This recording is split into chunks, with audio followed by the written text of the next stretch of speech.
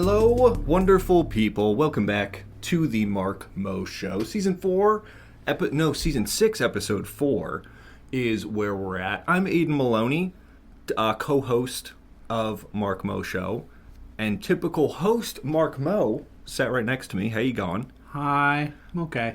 Hola. So we're switching it up a bit today. I figured I would run the opening dialogue and see how that pans out. We've got an interesting one. The human condition, if you will. And that's quite a broad subject that we'll dive into here in a little bit. Maybe some personal anecdotes in there, kind of relate this to our lives as it goes. But I have a gaming channel, Aiden spelled the right way, on YouTube. Pretty fun stuff. You should check it out. I don't know what's coming up here soon. I've got more GeoGuessr in the works and a handful of new horror games. Oh, good. To look at, which is super fun. So I think that's fantastic. But what we're talking about today is the human condition. Can be defined as the characteristics and key events of human life, including birth and learning and emotion, aspiration, reason, morality, one's own mortality, in fact. A very broad topic, continues to be pondered about and analyzed from different perspectives, such as art and biology, and literature, psychology, theology, everything like that, because it can be pretty ambiguous. It can be as big as the meaning of life. It can be as small as making moral and ethical decisions on a day-to-day. But I think the human condition, in my opinion, falls down into two things, and that's reasoning and communication. Because I think neither of us are really religious people. No. Necessarily. But from a pragmatic scientific look at it, I've always felt the purpose of being human is to learn and to communicate and to reason.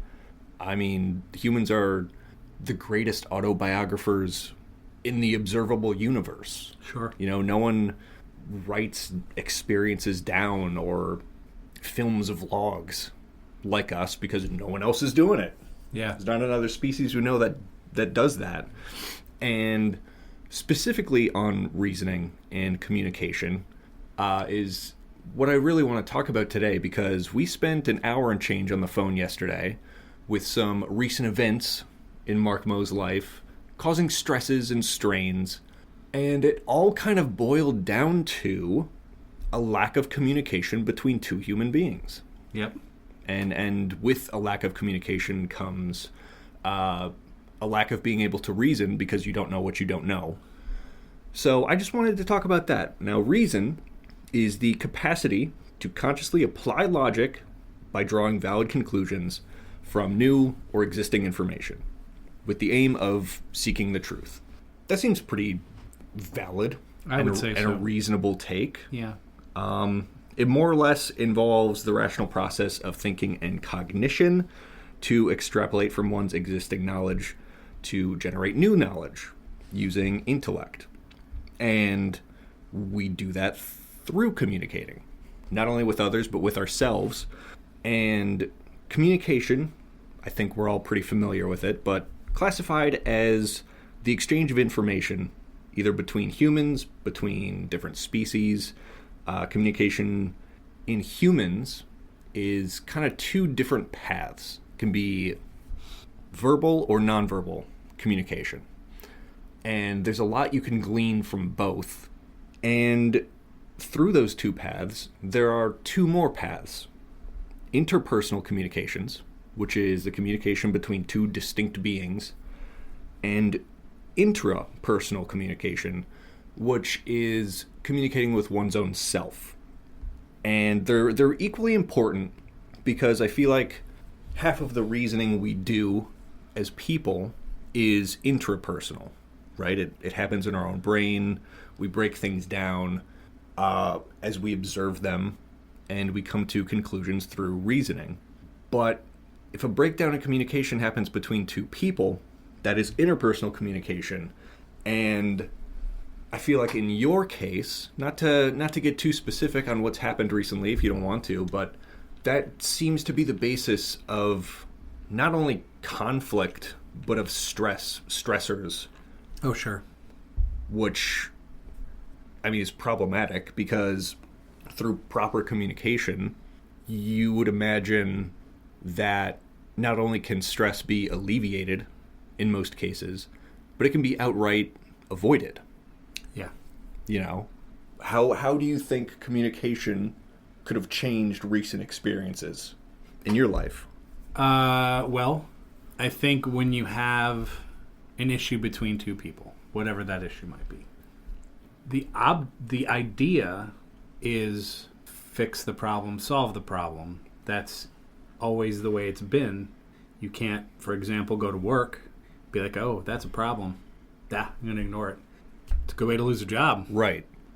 So interpersonally or like with relationships or friendships or anything like that, you have to do the same thing. You can't just sweep things under the rug and assume they're going to go right. Or just like if you have, say, for example, like one person maybe has an issue with another person and doesn't talk to them, well, it's not going to get solved. But right. But if they're talking to other people that aren't as familiar with that situation as the actual person that you need to talk to, what ends up happening is the one person then is getting points of view from people who have no idea what is going on other than their one point of view. Sure. So it is always going to be skewed towards them in helping them make a decision without actually communicating with the person that they care about and saying, hey, I have this issue or that issue or whatever. The issue might not even pertain to them. But if you're not communicating, that other party is going to be like, what's going on? Right. What am I doing? What's wrong? And if they're like, oh, nothing, don't worry about it, or it's my own shit, or whatever the case might be, there's that disconnect. And that disconnect does not help solve that problem. Right. And that to me is so vitally important. And I read this book recently, and I've got the Wikipedia article pulled up for it in front of me about nonviolent communication. And that seems, like hearing the words, in theory, it sounds like a pretty simple thing to do. Yeah. But it is something that takes time to practice because you may not even realize through communications, like in the story you were just telling, how a dismissive attitude towards what seems to be an issue that is being communicated seemingly non-verbally, that it is problematic. And it's not violent in a sense of like throwing a punch at someone is a violent thing to do. Right. But nonviolent communication it's different, but it's healthy to practice. And it does take practice because sometimes intrapersonally, you can be thinking to yourself, I think what I said was fine. I think my behavior is okay. And in so many instances, that is not how you were perceived. So nonviolent communication, a communication process developed by clinical psychologist Marshall Rosenberg in the 60s and 70s, based on principles of nonviolence and humanistic psychology. It foregrounds 4 components: observation, feelings, fundamental needs, and requests, and encourages expressing observations without judgment in order to foster voluntary cooperation. So essentially being pragmatic and practical and concise and specific without, as best you can, including biases. Right. Because there's a million things in life easier said than done. Oh, sure. But in order to be good at nonviolent communication and healthy communication, it requires one very important thing, and that's just to communicate it. Right. And that's so imperative, in my opinion, of my take of the human condition as we know it. I don't know if communication is the meaning of life. I don't know if life has one meaning, but it's such an important part of life, and it's something that humans are so brilliant at that it's sometimes to me mind-blowing that especially in your recent case here, there's so many stressors that can so easily be fixed by communication. Oh, sure. And sometimes it takes emotional maturity that certain people don't have. Sometimes it takes time that certain people aren't willing to give. And it's, I don't know. I don't know if it's the meaning of life to communicate, but I know damn well it's a big part of life. Oh, yeah. Yeah, it is. I I don't know what else to add to that. I mean, that's you're right on. And the whole part about nonviolent communication, or, you know, if you choose to call them arguments or whatever you want to do with it. The thing is when there's that breakdown in communication, people aren't talking. Emotionally, there is a buildup because there's nowhere for that to go. No outlet. There's no outlet, so that naturally just builds up. So whether you're talking about anger or frustration or sadness or whatever that is, those things can't go away without the conversation. And I think that's where, even as far as relationships go, I think that's where a lot of people fall down, and that's like, you know, maybe a little thing happens between a couple. Whatever, it's not a big deal. And maybe it's something else. And then maybe something else. Let me tell you, from experience, ignoring the little things or sweeping them under the rug because I got 10 other things to do today, that doesn't make them go away. They build up and they build up and they build up until something bigger happens. And now you've got an argument. Now you've got frustration and anger, and all these things spill out because you didn't address some of the simplest shit earlier. And that is a huge problem. And I think that's a problem a lot of people have. And I know there's going to be some people that'll be like, well, I'm an introvert, or I'm just not a good communicator, or they could come up with a bunch of different reasons to say why they don't communicate. I'm here to say you got to find a way. Right. Got to find a way to do it. And I know some people like to write notes or write letters or whatever as a form of communication. That's okay. But to solve it, you have to talk. Right. Like, you can sit there and write something, but like I could write something and read something, and you could have the words there, and they could all make sense and come together. But I'm not getting emotion. I'm not getting a true feel of maybe which things you might be mentioning might trigger more than other. Like, I don't have that in a written form. Sure. I won't understand that. Yeah, you know, the funny thing is, like, when you think about texting, the only way you know someone's mad is if they're like in all caps. Because otherwise, or like, excited. Right, or someone says something in a text, and you could look at it and be like, oh, what a dick. You know, oh, why are they getting on me for? And like, then you talk to them and be like, oh gosh, I didn't mean it like that. Right. So texting is an important form of communication, obviously, because we are in the digital age. But there is something to be said for speaking. You have to be able to speak. Right. You have to be able to be like, hey, I have this issue.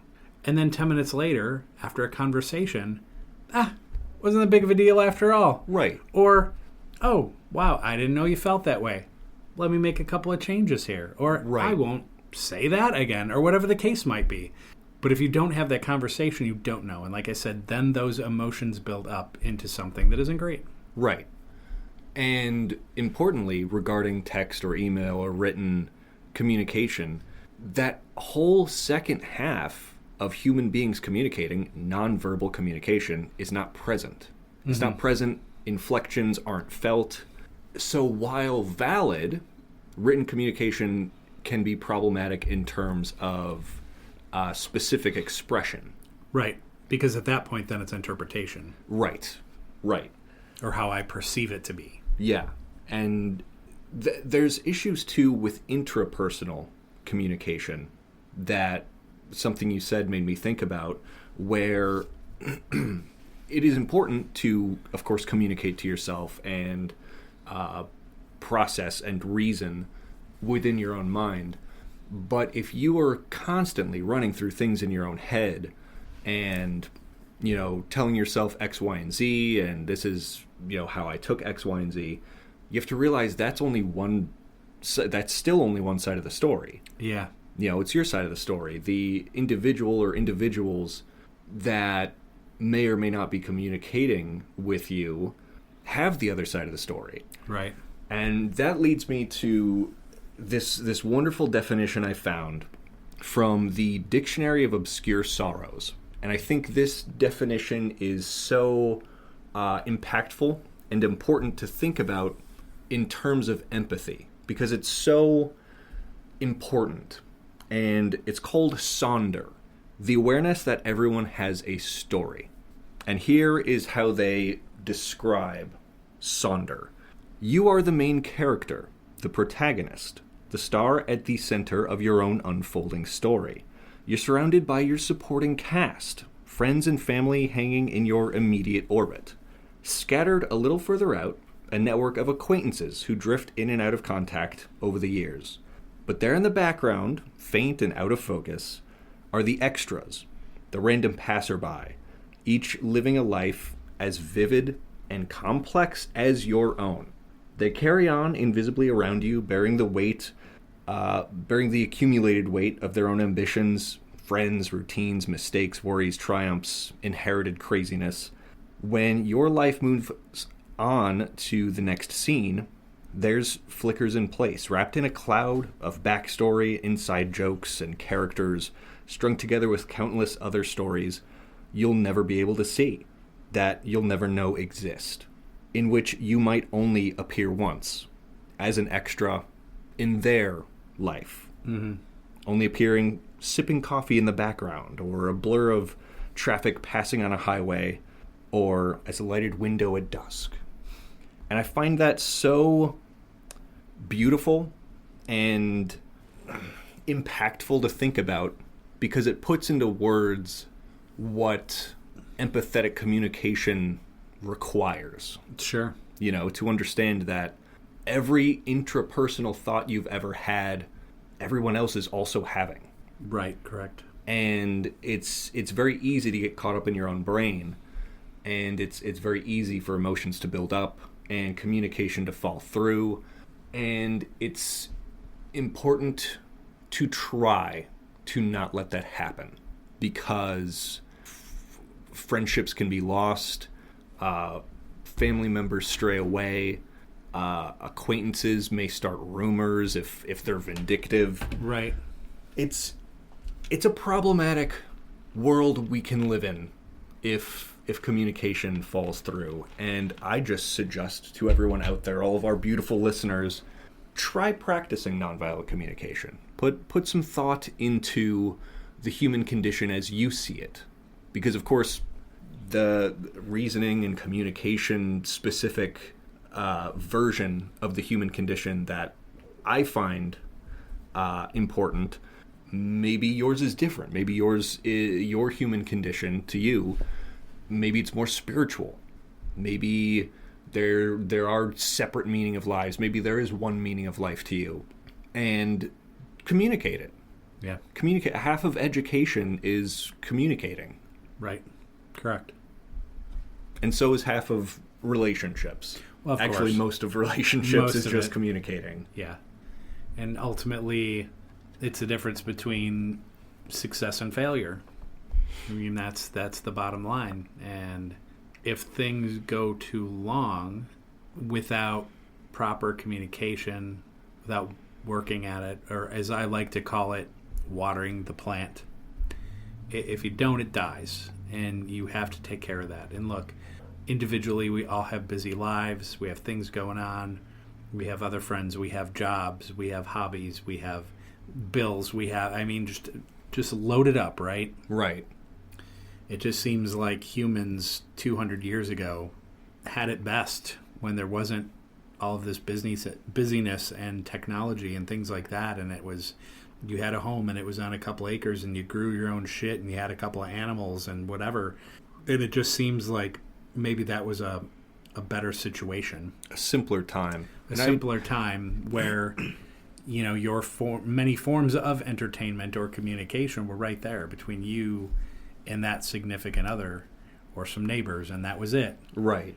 And today, the world is so much smaller, so it isn't just this small world of yours with a few people. Like, people's small worlds now contain hundreds of people. Right. And that's a big thing. It's a lot to manage. And when you make a sacrifice for someone, whatever that sacrifice might be, and you're doing it for all the right reasons.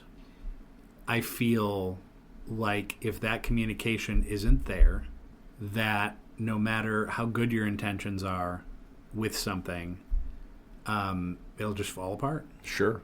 It'll just fall apart. And that one individual that's within your hundreds of people, and you do that, like that is still impactful. Right. You could get on fine with the other 199 people in your sphere and feel as though, I don't know, like you let that one individual down, not knowing how you did it. Sure. Because there is that lack of communication. It's amazing what that effect is. Oh, yeah. It's amazing what that effect is. Because someone be like, dude, you have so many other friends, you have so many other things in your life, don't worry about it. But for me, when your friends are everything, right? And your life is basically revolved around your friendships, your close friendships specifically, but your friendships and your kids.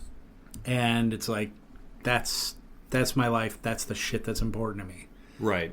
And you get one individual and things go sideways, and that communication's not, it's a destroyer of frickin' worlds. Right.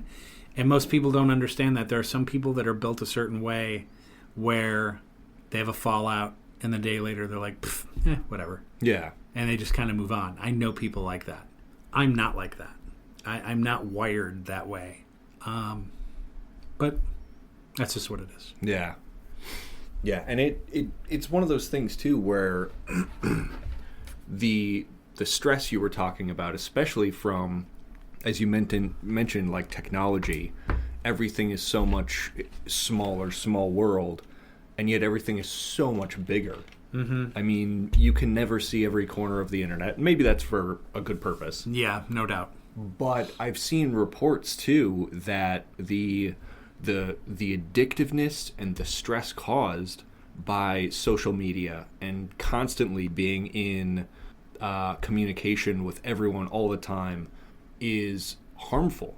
And that's another side of communication that can be problematic. And the background stress from technology evolving faster than humans, like you said, 100 years ago, 200 years ago, your neighbors or your congregation or your book club or anything like that, that was your circle. That was it? That was your circle. It's your family. You got like 10 people you know and a couple dozen acquaintances. And I don't know, you're out there eating tomatoes. That's life. Yeah, right. And technology and artificial intelligence and social media is too fast. It's too fast for humans to become accustomed to this life. Even Gen Alpha and younger Gen Z people who are born into this technology boom, it's just not how our brains were wired. No. And especially how dangerous and unfair capitalism is, where all these background stresses are always on people's minds, even if you're not intrapersonally thinking about it all the time. The background stress is there, and that's something you can communicate about, but I don't know if it's something that can be alleviated. Yeah, I'm not sure. I mean, sure, you can turn your phone off and you walk in a park, but you still got to turn your phone back on and go to work the next day. Right, and see, that's why I may have mentioned this to you, someone else, but like I'd often said, because I'm part of a personal injury case, I'm not going to talk about it, obviously, but there's a possibility that I'll have a good chunk of change some point this summer, which is great. And there's things that I kind of immediately have to do with some of that money. But then I was thinking to myself, how easy would it be to just liquidate like 3/4 of the stuff I have and just go? Yeah. Just literally throw my phone in the garbage and just go and pick a direction and find some little cabin on a prairie or some shit like that. And maybe get a dog and just exist. Yeah, live the simpler life that humans were kind of born to do. Right, and just grow food, pet dogs. Right, and just kind of do that. And it's and the funny thing is, like, I'm a city guy. Like, I love going to Chicago. I love taking trips to Vegas and Seattle and Miami and places like that. I mean, just I love the energy and the fun and people watching, because I'm a people guy. I've already explained that. So like, I really do enjoy those types of things. But then if you're talking about, and I mentioned this to Aiden in a private conversation, if you're talking about quieting the voices, so you have these voices in your head, and this is somewhat related to what we've been talking about because it's still communication, intrapersonal, if you will. Right. Where, for me, everybody's different, but I've taken IQ tests before, and I'm just below the genius level. Call me an underachiever. Call me what you want, obviously. But I think for people that are very smart, our brains don't shut down easily. It's like a computer that you leave on that just keeps churning, keeps you up at night, random thoughts, things like that, because your brain is just firing, it's on, it's like, hey, why are we sleeping? I have all these great ideas. Right, and you're just right. like, or something happens between someone, or you're not getting along with a new roommate, or whatever the case is. And instead of just falling asleep and sleeping like a baby for 7 or 8 hours, you sleep for 1, and then you're up and you're like, you know, oh, they're not happy with you. You're doing something wrong. Let's sit here and think about all the possible things that you're doing. Right. There are people like me. I know I'm not alone in this. Yeah. But it just doesn't shut down. Right. And also as a form of communication, there's a thing called therapy, right? Go see a therapist, talk about your feelings, talk about your relationships, your friendships, you know, It's like, things in your own personal life. it's the task manager for your brain. Well, right, and that's what you hope. Yeah. Because you sit there and go, okay, this thing's firing and it's not helping me. Help me make sense of what is going on. Now, for some people, it works great. I've had a couple of what I would call decent ones, or what I just call good people. And I've had good conversations. But I don't feel like in all that communication, because I'm incredibly transparent. Anybody that sees my Facebook feed knows that. I'm transparent. I am honest. I throw shit against the wall and I see what sticks. If it does, great. If it doesn't, we move along. But that's the kind of communicator I am. You're you know, if we communicate, you are going to get exactly what you got coming, right? Because it's like, I don't think it has to do with not caring. I think it has to do with maybe caring too much that I'm willing to share and open up because I want things to be better. Sure. But when it comes to therapy, I think it was Freud that said that the Irish are impervious to psychoanalysis. And to be completely honest, he's not that wrong. And the thing is like, I literally one time, this was in Florida, and her name was Anna Maria.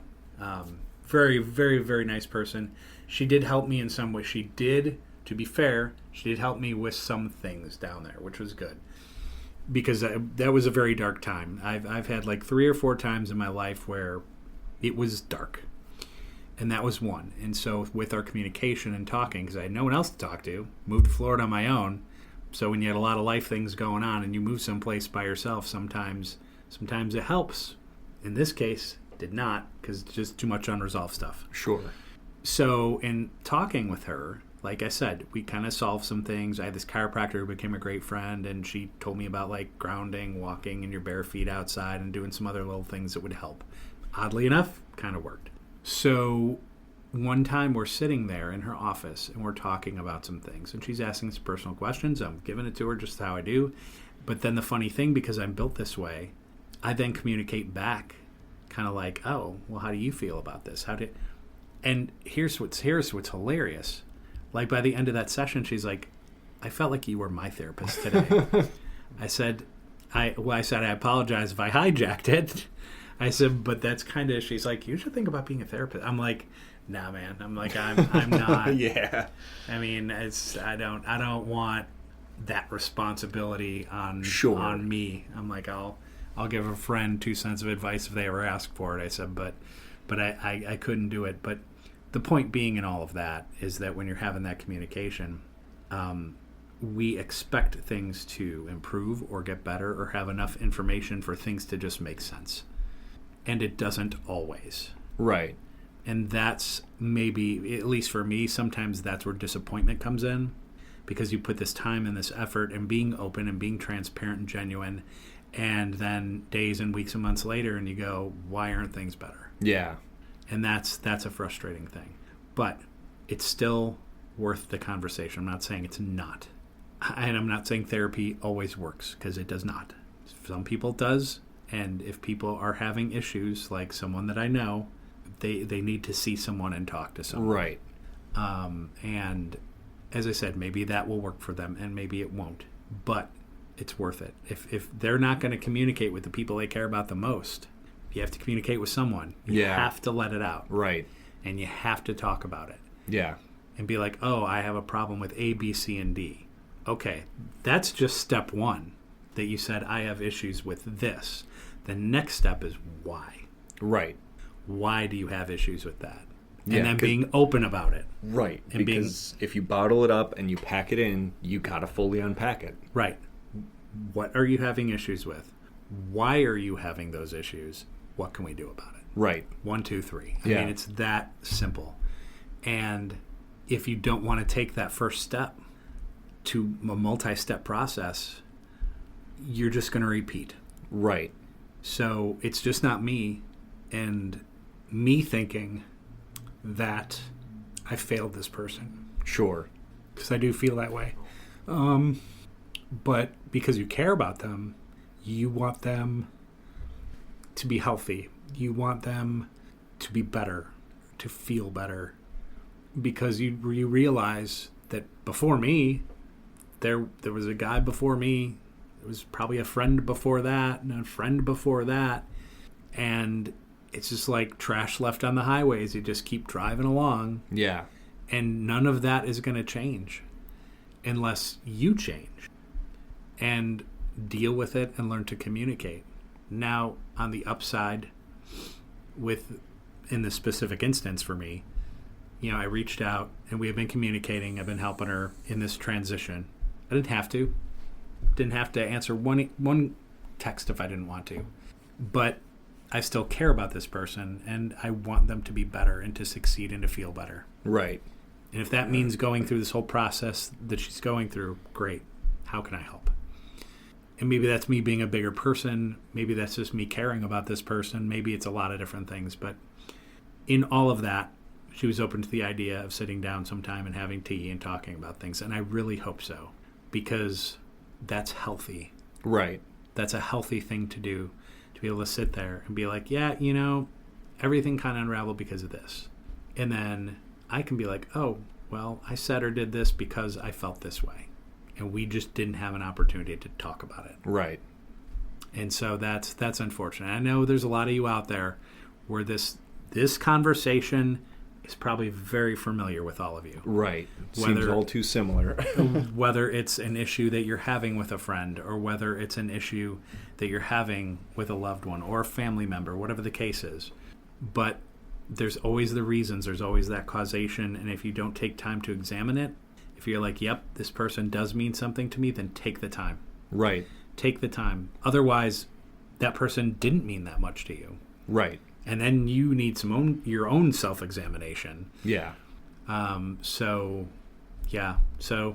based on all of this and your excellent opening on communication and all of that, the only advice that I have for people out there to avoid frustration and anger and sadness and losing the people that you care about the most, you just have to talk. Yeah. And I'm not saying you have to talk right away. Sometimes you have to internalize and think about things. That's actually pretty healthy, because if you talk about something too quickly, that can tend to lead to arguments too. Right. But take a little time, internalize some things, and talk. Be honest with someone. Be like, I don't want to talk about it now, but maybe in a couple of days. Sure. Cool. And then you do, once you've had a chance to think on it, because some people operate that way. But always do it. Yeah. Always have the talk. If somebody means something to you, always have that talk. And there's always circumstances that go beyond that. Circumstances where people are doing too much drugs, or people that are drinking too much, or like those external things that kind of affect this. Right. But once again, if that's a problem, talking to them. Hey, you know what? I really care about you. You are important to me. I I think your increase in alcohol consumption is a problem. Right. I think your usage of drugs is a problem. You have to tell them that. Right. And if you care about them. And there's so many studies too that show that substance abuse and similar addictions are coping mechanisms for a different underlying problem that hasn't been unpacked yet. And, right. A lot of that happens that way, correct? Right. Yep. And to harken back to something you said earlier and even bring this full circle is specifically when you mentioned like voices in your head and that intrapersonal communication that can be problematic. It is important when I say, and for anyone interested, there's a great book on it. The article or the Wikipedia page on nonviolent communication is a good read too. You have to practice nonviolent communication interpersonally, but importantly, you have to practice it intrapersonally. Yeah. Right? The same advice or analyses or helpful hand that you would give to another person, you gotta teach yourself. You gotta be able to give that right back to yourself, and realize that you can be violently communicative towards yourself, and that is also problematic. Well, it is problematic because if you're not nice to yourself, it's going to be a problem. It's going to be a problem in your interpersonal communications with others, your work, all sorts of stuff. Yeah. And I know sometimes it's really hard to be nice to yourself when things aren't going well. There's maybe you mess up at work or you say something wrong to a friend you didn't even intend or whatever the case might be. And then later you go, God, what a dumbass. Well, now my communication, which could have been better served elsewhere, talking about other things, now I just internalized it and I called myself a dumbass. Right. So if you do that too much, it's almost like your brain will then say, well, God, I guess this guy's a dumbass. Right. So it's and I know this is hard because I fail at this a lot. I am my own worst critic, and a lot of you are. I'm not. That was a very personal thing, but I'm just admitting it. I know a lot of people have that issue, but we're so hard on ourselves that sometimes, rather than being hard on ourselves or saying negative things about ourselves, whether it's just quietly or actually out loud, we don't. Number one, we don't do that. And we kind of go to, okay, I was just feeling really negative about that. Why? Right. And it'd be like, okay, I should have done that. Well, what can I do? What can I do to change this? And just be more constructive, I suppose, if possible. Yeah. In doing that. But yeah, I fail at that a lot because I am so hard on myself. Right. And when you feel that way and you feel like things are bad and life, my friend Mark Mondo, he, long ago, we should have wrote a book. Long ago, we came up with this whole theory about how sports explain everything. Yeah. And we use things that happen in sports and sports terminology to basically explain life. And we should have written a book together because I think it would have been, number one, it would have been kind of funny. But number two, I think it would have kind of made people look at it and be like, wow, that's fascinating. Yeah. I never really even looked like it. But in this particular case, things go bad for people.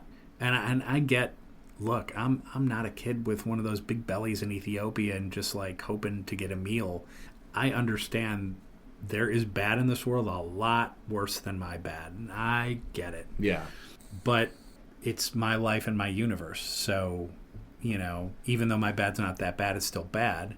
And when you have a good thing happen, get a job, whatever, it's like, yes, excellent, and you, I don't know what chemicals start flowing through your body, but it's it feels good and you're finally and blah, blah, blah. Because a lot of times saying things are bad, it's just you have this self-worth and you feel like you're worth less because you're why don't people want me?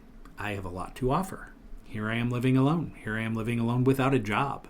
What am I doing wrong? And so there's a lot of that going inward all the time. And so what that does, in kind of a sports way, it creates what's called a losing streak. Right. And so it's bad thing, bad thing, bad thing, bad thing. And then one good thing happens. You're oh, that's really great. And instead of using that as a pedestal and moving up and then getting a winning streak going, then something happens the next day. or a couple days later. And rather than brushing it off, your brain goes, oh, here we go again. Yeah, right. Here's the next losing streak. And it's tough. It's tough. So that interpersonal communication, what you say to yourself, try to be as positive as you can. Try as hard as you can. Like I said, therapy doesn't work great for me. It might work great for you. Talk to someone. Just communicate. Communicate to the ones you love, because otherwise they don't know. You may have 10 things going wrong in your life, and one of those things that is not going wrong could be your loved one. But if you don't let that loved one know, yeah, I have been a rat bastard, I have just been frustrated, I've been this and I've been that, and you are not the reason. Here's what's going on in my life. If you don't say that, the other person thinks it's all them. Oh, yeah. Will guarantee you will think it's all them. And now they're going to feel like shit, and they're going to feel like they're not doing enough. So without proper communication, now they're like, oh, well, I got to turn this amp up to 11. I got to start doing more and more and more, and maybe what that person needs is less. And that's how all this happens. No communication. And then we have to decipher for ourselves what is best. And that's the funniest thing of all, is people be like, doing what's best. How do you know? Right. How do you really know if you're not communicating? Because then that's just in your own head. Then you're attempting to use reasoning without the other half of reasoning that stems from communication and learning. Right. Because then 6 months from now, you're going to fall into the same trap, and then fall into the same trap. And then you're going to be much older in life and be like, why am I not happy? Yeah. Why am I not happy? Why don't I have significant relationship? Why don't I, have this, have that, whatever? And, it ends up going back. And I told your mother this one time, and we were talking about therapy and talking and getting help and figuring things out and whatever and stuff like that. And one thing that I'd said to her, and I didn't want her to take offense to it because I was just honest. I was just like, you got to drill deep. You got to drill deep. Don't go to therapy with oh, I just want to fix this and it's something recent. Well, okay, that's fine. Might be able to do that with just some significant conversations with friends and family. But it's just kind of that is most recent. But that happened because of this. And those things happened because of this. And you go back and you go back, and you have to really drill back to be find some sources and be right. Oh, and then you get some understanding of why you're falling into certain things. And so, I'm a middle-aged guy. I've had a lot of experience. I've listened to people, I've read things, and I've always been a good listener. So I just listen to people. And I think when you listen, you learn. So you really have to genuinely listen to people, whether they're being emotional or not. If they're opening up, let them open up. Right. Because this is part of their process. You have to do it. So, yeah, I don't know. I guess in closing, try to be better to yourself. Try to say positive things to yourself as often as you can. If you have things in your life that aren't going great, communicate with people that you love. I think that's important. Sometimes people be like, oh, just go get therapy. Well, no, maybe what they need is the people that they love. Maybe that's what they need. Don't just immediately shuffle it off and be like, well, I don't have time for your issues. Go see a therapist. It's one of the worst things you can say. When someone comes to you, have that conversation or just listen, because they just need that in that moment. Just be like, oh, what's going on? And just listen to them. And maybe then later, you say, you should probably talk to maybe someone that's more qualified to maybe help you find the answers you're looking for. But in many ways, sometimes, whether it's family, whether it's friends or whatever, just listen and communicate. And don't always be their problem solver unless they're looking for some guidance. Then you give them your best advice you possibly have. That's communication. That's what it's all about. So once again, communicate with people you love. Don't let things grow. Don't let things build up. Be nice to yourself. Say positive things to yourself. When things are going bad, try like hell to be better and do better things to get yourself out of it. Don't let your brain trick you, because it will. Brain is a lying asshole sometimes. So you have to trick it. But more than anything, it's that if you care and love for people, have the conversation. Have it. And I'm not talking argument, just a conversation. Be like, hey, let's talk about A, B, or C. I see you're sad. Let's talk about it. I don't want to talk about it. I know you don't want to talk about it, but you should probably talk about it. I think I failed there. I capitulated every time this other person said they didn't want to talk about it. Because I was trying to be respectful. Okay, you don't want to talk, but then like happens a third time, happens a fourth time, happens a fifth time, and at that point, you honestly have to be like, look, we're going to talk, and if you don't want to talk, I'm just going to talk at you. Right. Because you're letting that person know whether they know it or not that you love them and you care about them, and you want to make things better. And maybe you can, maybe you can't, but the only way you're going to know is by communicating. Yeah. That's it. Very simply put. Yep. We will be back in uno momento for a little Carpe DMs. Hopefully this, I don't know if we really intended this episode to be educational, but just thought-provoking perhaps. That was the kind of idea. And at least for me, I didn't want to get too deep in the weeds on some things because I'm at that emotional state. So maybe that wouldn't have been the best. I almost said radio. We used to do radio, folks. It wouldn't have been the best podcast, but sometimes I don't mind showing my emotion. Means I care. Yeah. So thanks for listening. We'll be back.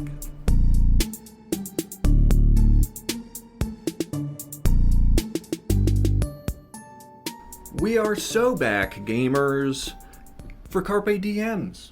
Lovely viewers, lovely listeners out there send us their DMs, and we can respond. We can bring them up on the show. It's not a promise. It is not a guarantee. I don't know how we could guarantee such a thing. I don't know. Maybe something that would enrich our lives, so to speak. Something of value, maybe. Something of value, yeah. It's a thought. Yeah. Throwing that out there. So we've got a little bit of a limited Carpe DMs today. Show is a little bit on short notice. But we'll do DMs. We've got other foods coming up here shortly, as well as the Frozen Guy Frozen Review. I'm going to start off with a DM here from my boy, Dr. Johnny Dong. Ooh. Asking, would you take a job washing ball sacks for a living if it paid $150,000 a year? Wow.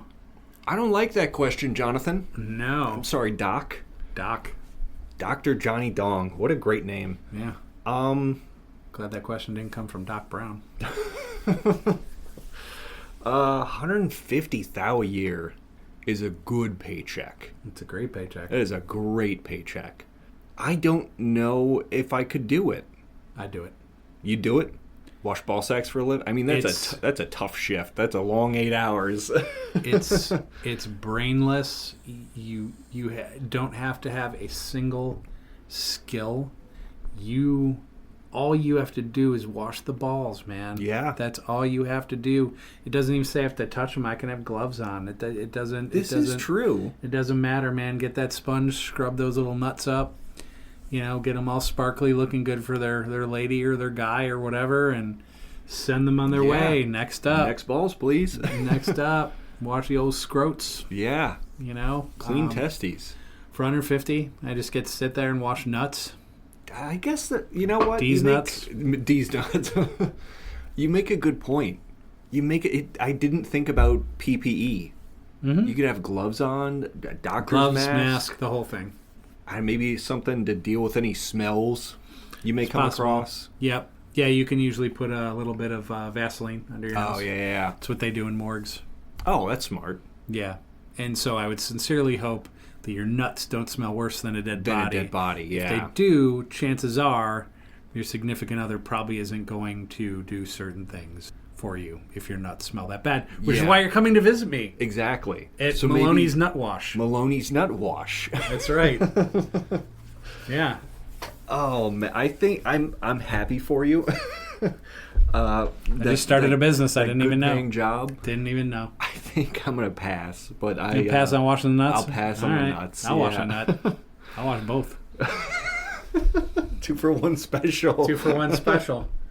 It's like, look, I was just really hoping to spruce up that left nut. Nah, I got you both. Got you both, man. Let's go. Spruce up the left nut, please.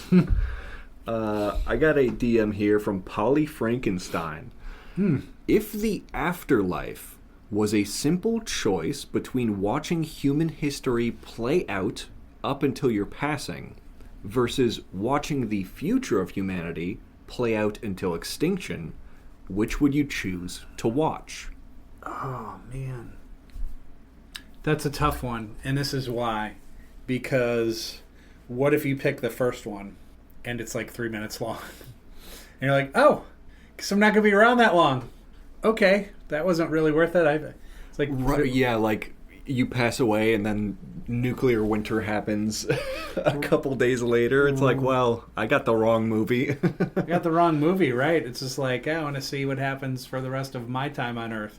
Wait, was that just 1 minute long? Right. You know, what's going to happen to me? So I think after is better, because after it maybe gives you very little indication of when your final day is, because most of us do not know. So I would probably go like what's after. Even See though the future of humanity? Yeah, although, you know, is it possible that could be disappointing? Because then you see things be like, oh, that's really great. Oh, yeah. Oh, they did universal medicine. Oh, look, people are happy. Damn, I'm going to miss all that. Yeah, right. But at least I'll have seen it to know, hey, the world got better. Yeah. Okay, that's good. Or you watch it and it's just like, wow, it's desolate and there's no food left and people are dying. Yeah. And, whew, guess I missed that. Yeah. See the dystopian part. Right, exactly. So, yeah, I don't know. Probably the one after. Yeah. I'll take the one before. I think being able to observe human history, as fun as the future could be, I think there's so much cool stuff within human history, like watching the greatest scientists on Earth come up with their inventions, like seeing them on that day when old boy got the Tesla coil to work. Yeah. Like, that would have been so cool. So I'll take history. You just let me know what the future's like. Just don't do any Marty McFly sports almanac shit. That's all I'm going to ask. You're sitting there like, whoa, the Bears won 3 Super Bowls in a row? Ha, Daddy's making money. Yeah, don't do that. Although it's tempting. It is tempting, yeah. I got a DM here from Piss Cup. How would you feel about fully converting to the metric system? It would take a lot of training of the brain, I think. Right. Just simply because there are things in our life that have been a certain way for such a long time. You know, the gallon, the cup, you know, this, that, the other, like all of those things. And if all that changed, then it's just like, I need a millimeter of what? A kilometer Right. of what? Yeah. How many kilometers is the drive to work? It's like, dude, I don't know. I don't know. How many kilometers an hour am I driving? It's like, yeah, because it is kind of like learning a new language. Oh, yeah. Because my first thought is, like, oh, if I'm driving 50 mile an hour, the conversion to get to kilometers an hour is about 1.6 times. Mm-hmm. But that's also how I learn language, or attempt to learn language. Like, okay, here's this word I know. Here's what it is in Spanish. And then I'll hear that Spanish word, and instead of thinking of the object, like, cerveza, makes me think of the English word beer, which makes me think of a beer. So you're just another step removed from being able to cognitively think of things quickly. So I think that'd be I like the metric system, except for Celsius. I don't like Celsius. I think it's stupid. I think it makes sense for science because Celsius relates perfectly to the temperatures of water. You know, 0 C is frozen, 100 C is boiling. Yeah. That's great. But Fahrenheit makes more sense in terms of what it feels like to be human. 0 C is cold, 100 C is hot, and then you've got this nice big range in between. You know, all the chodesters over in England are like, oh, it's a hot one out, it's 28 C. Like, I don't know what that means, but if you say it's 85, well, it's a hot one out. Yeah. I don't like Celsius. I think I would eventually come to terms with centimeters and meters and liters and all that. But I hate Celsius. It's so stupid for regular human life. Yeah. It really is. Yeah, not a fan. Final DM I got today. Jumbo Jorkin checking in.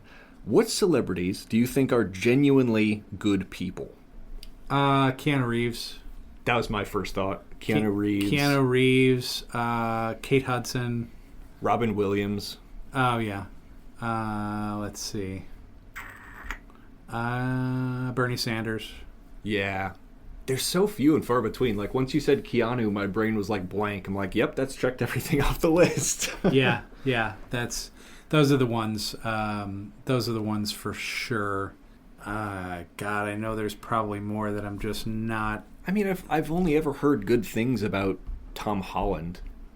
I have as well. Know? Yeah, that is true. Yep. So there are good celebrities out there. I think there's just a lot of mainstream ones that are real shitty.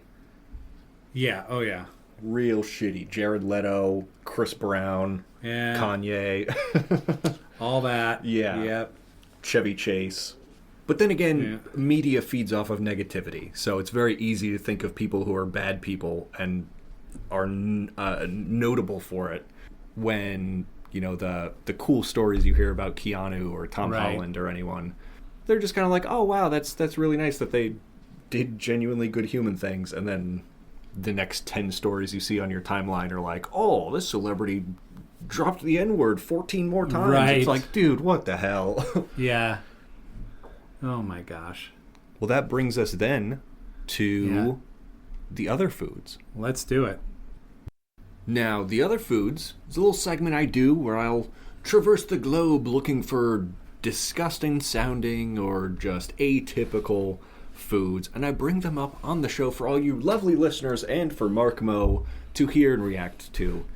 And this week I saw a post on Reddit in a subreddit I'm not super familiar with, but it got me thinking. We're getting into nicer weather here in the northern hemisphere, and it's almost grilling season, boys. Almost. And when it's grilling season, it's dog season. Yeah.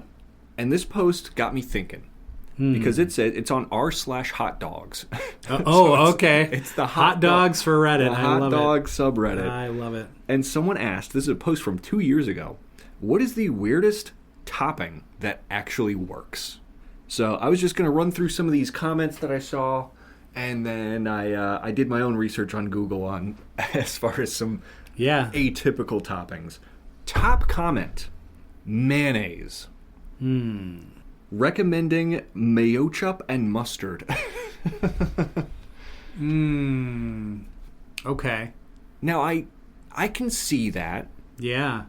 I can see, because mayonnaise is just another condiment. Of course. I'm not much of a ketchup on hot dog guy, but mayochup and mustard, I don't know about that. That's not at the top of my list. Yeah, I can't picture it. I can't either. I know precisely what ketchup on a hot dog tastes like. I know precisely what mayonnaise on a hot dog tastes like. I'm like thinking mayonnaise and a dog and a glizzy, and it's not computing for me. It's not.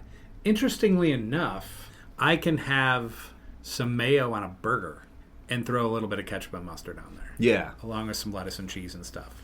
Chipotle mayo on a burger is great. And it works. Yeah. But a dog isn't a burger. It's a tube steak. Different texture, different format. Filled with different shit. Yeah. And when you're talking dog, brats, sausages, all that kind of stuff, that's mustard territory. Yeah. It's just what heavy it mustard. Is. Yeah. Now, look, I get it. Will Bobby want to sit down? He want to have ketchup on his hot dog. That's allowed. That's allowed for little Bobby to have ketchup on his hot dog. Because little Bobby doesn't know better. Because we just want to keep Bobby happy, and we want him to watch Bob the Builder and then pass the fuck out. Yeah. So we get that. A grown-ass person should not be putting ketchup on a sausage of any kind. Yes. This is correct. Let alone a bratwurst. Oh my God. Yeah, you just get disqualified from jail the human race for that one. It's mustard territory. And you can use different mustard. You could use a standard yellow mustard. You can use the Gildan's, that's good stuff. Yeah. So all of that is in the ballpark. You can do it. But, and I love mayo. Don't get me wrong. Mayo might be my favorite condiment. Very versatile. I love mayonnaise. You can put it on any sandwich, a burger. It's great stuff. I love it as a dip. Like if I get French fries, Like French fries, and I've been the fry guy. French fries, you can dip them in ketchup. It's okay. Not great, but it's okay. It's like if the fry isn't a great fry, yep, give me some ketchup. I need to ketchup these things up. Yeah. But mayo on a fry? Or gravy. Yeah. Like chips and gravy? Yup. Like the old English and Irish way to do it? Yeah, that's a good way to do it too. But all of that on one glizzy? Nah. No way. No. I'll pass. The next top comment. Freeze and then grate a hot dog. Sprinkle the grated hot dog on top of your hot dog. Yeah.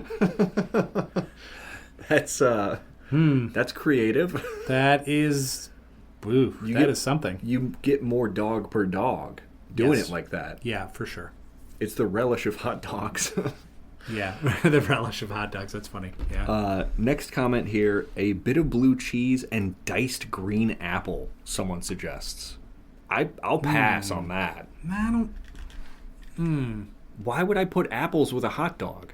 Yeah, why would you do that? And why would I put apples with blue cheese? These three things are not related at all. No, they're really not. No, I'll pass on that. They put cream cheese on hot dogs here in Washington. Some people like it, but I think it's an abomination, someone says. It's gross. Cream cheese? Have you tried cream cheese on a dog? I remember, I think I was a kid. I know I was a kid. I can't remember like when or who, but I remember going there and I was given a hot dog and I was looking for the mustard and like, oh, you got some mustard? And it was like, oh no, use cream cheese. Oh, okay.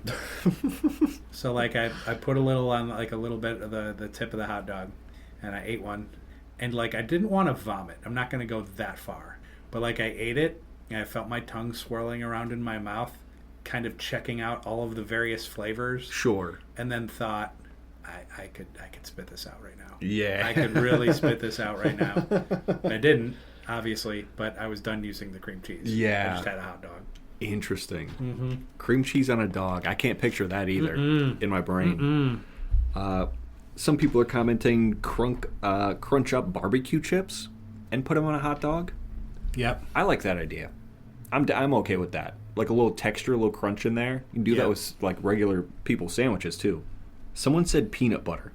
Peanut butter on a glizzy it gets a hard pass. Yeah, I agree. Look, peanut butter's great. I like peanut butter. Put peanut butter on a cracker, on a sandwich. There are practical applications. You got a plain old chocolate bar just sitting there going, get some peanut butter, dip it in there. That's good stuff. So they're definitely practical applications. A glizzy, no frickin' way. Yeah. People tend to just want to dump like all that stuff.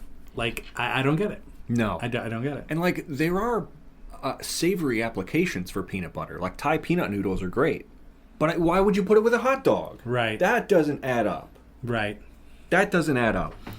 And the most I'll say creative and unusual hot dog toppings that I could find on Google include caramel popcorn on a hot dog. Oh. Why? I don't know. Why would you do that? Why would you do that? Yeah. Here's one that kind of piqued my interest, though. People put mac and cheese on hot dogs. Oh. Now, that's an idea. Because that one I like. Yeah. Like a childhood meal is like cut up hot dogs and mac and cheese. Yep. That one I like. But then you keep the hot dog whole, you put the mac and cheese on the bun. Ooh. Get real. Yeah. That's where it's at. I like that one. Heck yeah. People are saying things like peach salsa or mango salsa. I guess. Yep. I guess the sweet and savory could work. Pickled beets. And someone even tried putting an entire slice of pizza on a hot dog and called it a topping. Yep. Which I don't know if that's as much of a topping as you just put a pizza on a hot dog. Yeah, that's not great. I would try it. Yeah. A lot of bread in that meal, though. Oh, for sure. But I would try it. Yeah. So, yeah. That's my other foods for the day. I just wanted to talk about the most atypical hot dog toppings I could find. Yeah. So wow, that was those were a couple gems in there. There were a couple that I thought that dog might hunt. Yeah, that's funny. But now most of those no go. Yeah, absolute pass. Moving us right along to the Frozen Guy Frozen review.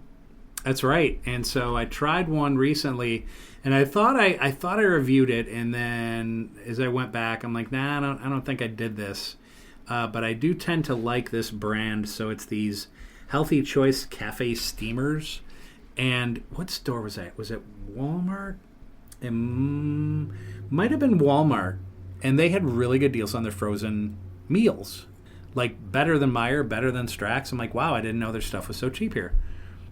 Like literally by like 50 cents a unit. Oh, okay. So I was like, oh, that's significant. And like not like a sales stuff because Walmart doesn't do a lot of sales. Yeah. So I was like, oh, that's kind of cool. So I picked up this Cafe Steamers, and that's by Healthy Choice.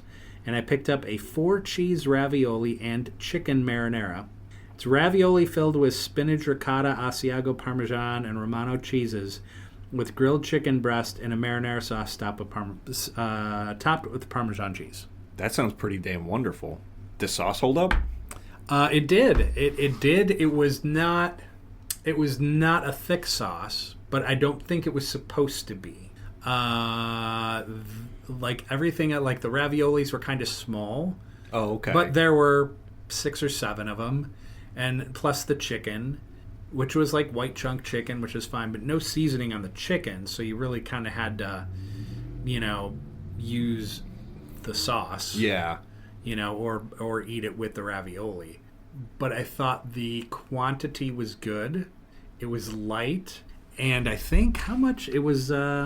17 grams of protein, 250 calories, no preservatives. Oh, that's solid. So, like, that's, if you're going to eat a frozen meal, not too bad. Yeah. I think I got it under $3. That's pretty significant. I think I got it under 3, yeah. And you said the quantity was good.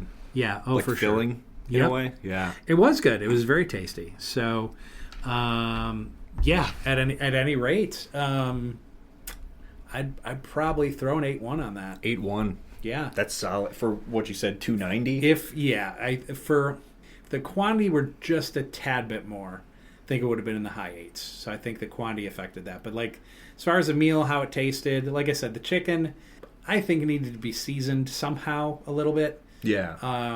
But overall, like, it was good. I'd get it again. I liked it. Solid. Yeah. Hell yeah. We will be back in 1 second's time for a little You Just Made the List.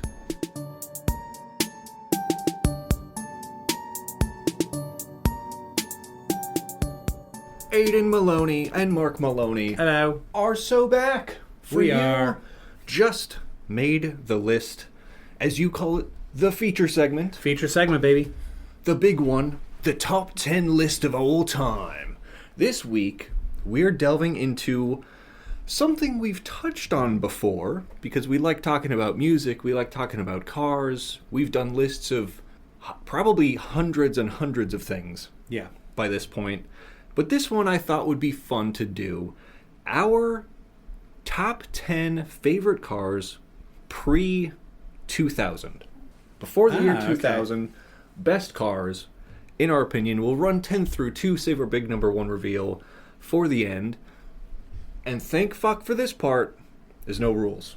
I like that. There's That's no good. rules. My favorite rule. Would you like to start your 10 through 2? I would like to start my Damn 10 right. through 2.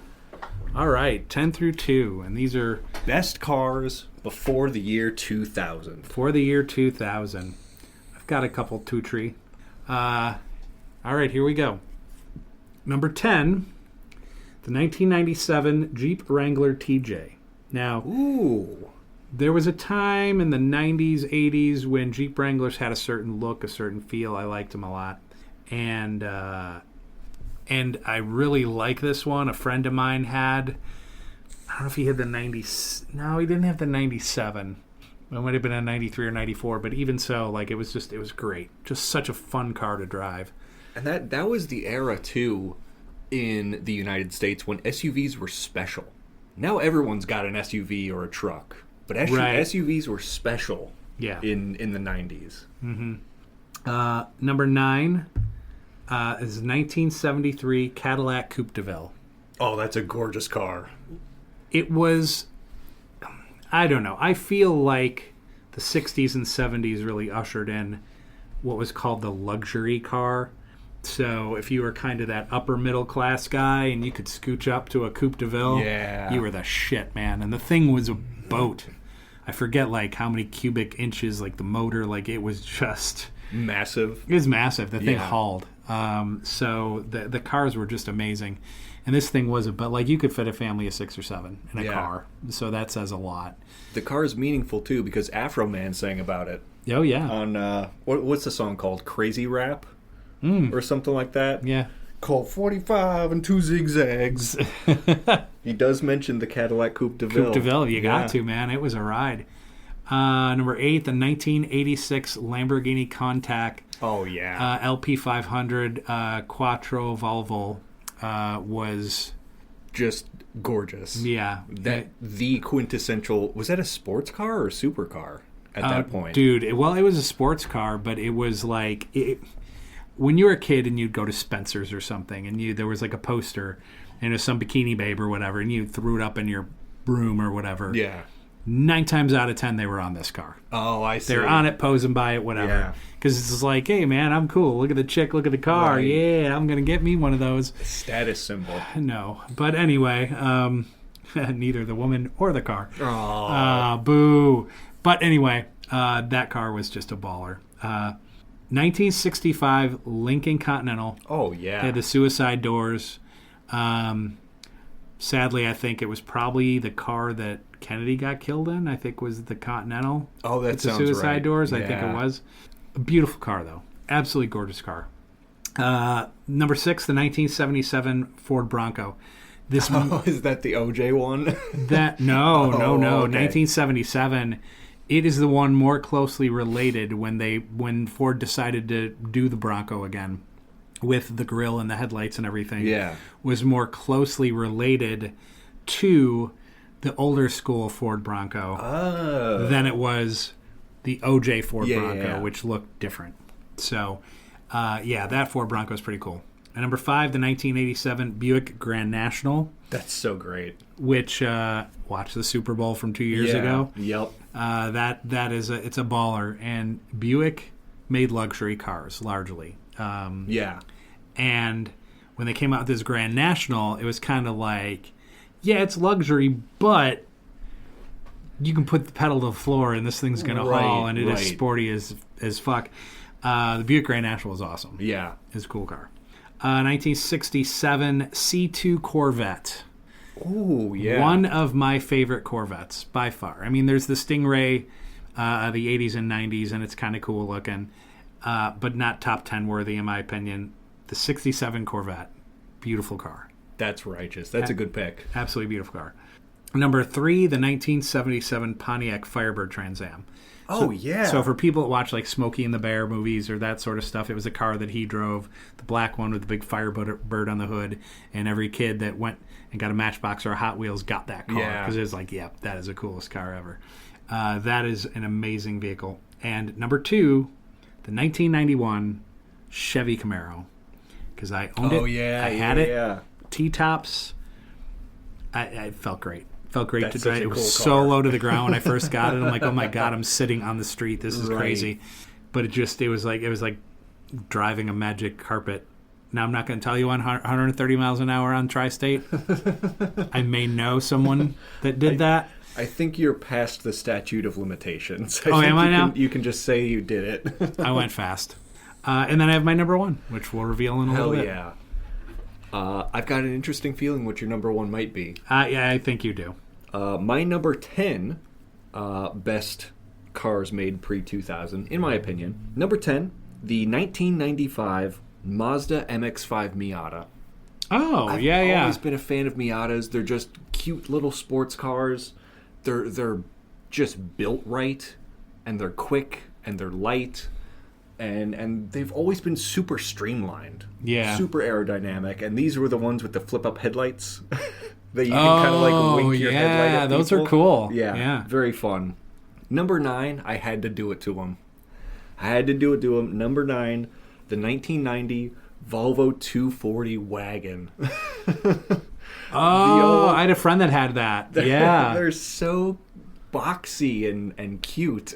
Uh-huh. Like, I've always liked hatchbacks and wagons. I think they're, like, some of them are pretty ugly. Excuse me. I think Ford Taurus made the Ford Taurus wagon or something like that. It was super uggo. But Volvo just made it a box and was like, yep, it's a car. And I think that's so fun. Yep. Number 8, I also went early with mine, a 1970 Corvette Stingray. I think that was just a gorgeous year, and they've always had amazing engines in those. Yeah. I think it's amazing. Number 7, the 1981 DeLorean DMC-12. Just an icon of a car. Oh, yeah. I don't think DeLorean really did shit else besides that. I think they went bankrupt or something like that. But yeah, I love it. Number 6, the 1984 Renault 5 Turbo. I think it's a French car, and it's just neat. Yeah. It's very neat looking and looks super fun to drive. Number 5, the 1998 Toyota Supra. Ooh, yeah. Yeah, you want to talk tuner cars, Fast and the Furious before it became... I was about to say they mod the hell out of those. Oh, yeah. Yeah, the aftermarket scene for Supras and even Miatas, massive. Yeah. Number 4, the 1986 El Camino SS. Because if you put a tray on a car and a fat engine in it, I think it's cool. Oh, yeah, for sure. I think you can both be a sedan and a pickup. Yeah. And the El Camino proved that. Oh, yeah. Number 3, same boat as you, the 1987 Buick GNX. Yeah, yeah. Amazing car. And this is the Grand National Experimental. Correct. Which they just put a fat fucking engine in it, and they just made it look hard as hell. Very cool. Number 2 on my list, the 1990 Nissan Skyline GTR. So cool. Another tuner car, another like huge JDM scene, Fast and the Furious type car, and I think that was one of the cooler cars in, if you remember, Gran Turismo 3 for the PS2. Yeah. That's one of the faster cars I think in that game, and it's just so cool. Yeah. Very, very cool. Big number 1 time? Big number 1 reveal, and you pretty much know mine, I think. It is the 1970 Chevelle SS. Yep. The old Super Sport. I may be coming into some money. I don't know how much, but if it's a lot of much, then I may do it. It was like my dream car. I've wanted it since I was a kid, and I think I would do it. Yeah. I think I would definitely do it. Fuck, I'll move in, I'll live in it. I don't give a shit. I mean, it's like one of those things where it's like you either do it or you don't. Right. And the whole live for today kind of motto. And it's going to be something that will be considered for sure. It's an amazing car. It is so cool looking. Mm-hmm. My number 1, the 1966 Shelby Cobra. Yeah, that's a good one. Yeah, I mean, it's a good one. I think it's really good. The oldest one on my list. Yeah, it is so stylish. I think it's a British American car. Yeah, but it's so cool. I think they put like a 440 horse engine in there. Yeah, and it's just this tiny lightweight thing that just flies. Yeah, and it's so cool. I think the blue and white stripes are just iconic. Yeah, so that's my numero uno. I dig it. That's good. That's a good car. Hell yeah. Pretty There's righteous actually list. there's a movie about the Shelby with Matt Damon and oh gosh, the actor that plays Batman. Affleck? No, the good one. Chad. No, not Chad. Chad. Yeah, I know who you're talking What's about. his name? God darn it. He's the driver anyway. Yeah. And it's The Dark Knight Batman. The Dark Knight Batman, yeah. Anyway, that movie's really great.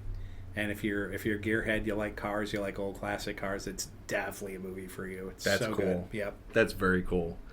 Leading me to While You Were Sleeping, something people shouldn't be sleeping on. Be a YouTube channel, a movie, a show, a book, anything like that. I've got another YouTube channel to bring up because I watched one of their videos today and I thought it was quite amazing. Explosions and Fire is the name of the YouTube channel. It's this Australian content creator that specializes in chemistry. I think he's actually got a PhD in it. And he just makes videos building these compounds in his little shed in his backyard. Oh, yeah? Just explosive compounds. And he's like, oh yeah, we just combine these 3 things together, and makes a half-hour video on it. And it's so entertaining. The dude is so funny. Australians are just great content creators, I find. Some of his most popular videos is making white phosphorus. Oh. Which I believe is one of the more dangerous chemicals to use in warfare. Mm-hmm.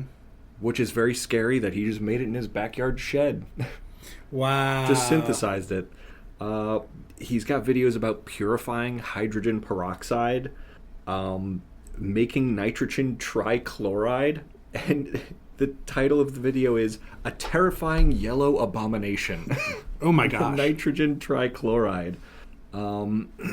He's got videos recounting his time in academia and how PhDs are kind of a pain in the ass.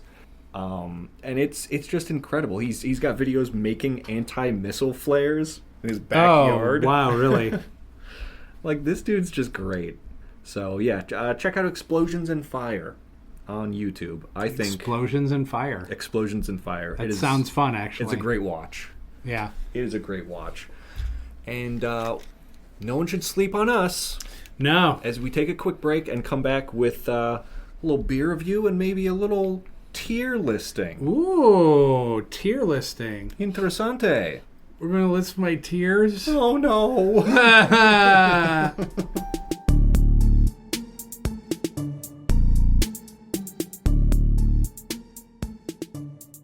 Welcome back to the official beer review of the Mark Mo Show.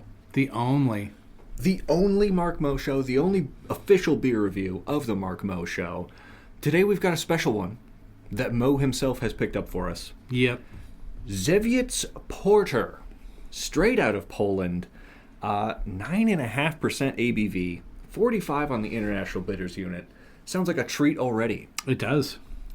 As the style guide goes, Żywiec Porter is a dark, strong beer brewed to the traditional recipe from 1881. Oh boy. With the Munich malt and special malts for caramel and color plus highest quality aromatic hops. Everything together creates a unique combination of taste. Production of this porter was moved to Brackenbauer in 2004. That sounds wonderful. Sounds great. We will be ranking this on a scale from 0 to 5. We're using the Untapped apps on our cellular devices. Not sponsored, but I wish they would. And we'll give you some tasting notes and tell you what we think. We're drinking it straight out the bottle today. Indeed we are. A slancha to you. Slancha to you, sir. Oh, that's lovely. Oh, wow. There's a little fruitiness in there. Oh, for sure. Plums? Some kind of pit fruit. Yeah. Some kind of dark pit fruit in there. Very smooth. Yeah. Very, very smooth. And honestly, couldn't even tell you it's 9.5%. Yeah. That's crazy. Yeah, it's got a little coffee roasty bittery, and it's got like a cocoa or dried fruit fruitiness, sweetness to it. That is quite enjoyable. Yeah, I really liked it. Smoother than I thought. Remarkably smooth. Yeah. Very full bodied. God, that's fantastic. Mm-hmm. I definitely get the coffee notes. I like that. Yeah, the coffee bitterness, but not overwhelming.